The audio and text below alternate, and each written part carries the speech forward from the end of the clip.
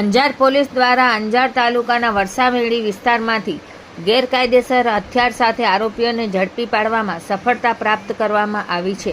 Police મહાનિરીક્ષક Chirag Kordia તથા પૂર્વ Kutch police અધિક્ષક સાગર બાગમાનના માર્ગદર્શન હેઠળ પૂર્વ કચ્છ વિસ્તારમાં ગુનાખોરી પર નિયંત્રણ લાવવા માટે સતત કાર્યવાહી હાથ ધરવામાં આવી રહી છે.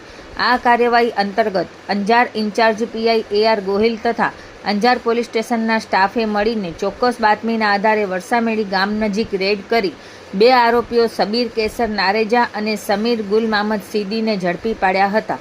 તપાસ દરમિયાન આરોપીઓ પાસેથી એક ગેરકાયદેસર બંદૂક તેમજ મોટરસાયકલ સહિત 42,000નો મુદ્દામાલ કબજે કરી આરોપીઓ વિરુદ્ધ વધુ કાયદેસરની કાર્યવાહી હાથ ધરવામાં આવી છે. પકડાયેલા આરોપીઓ વિરુદ્ધ વિવિધ પોલીસ સ્ટેશનોમાં અગાઉથી પણ ગુનાઓ નોંધાયેલા હોવાનું તપાસમાં બહાર આવ્યું છે.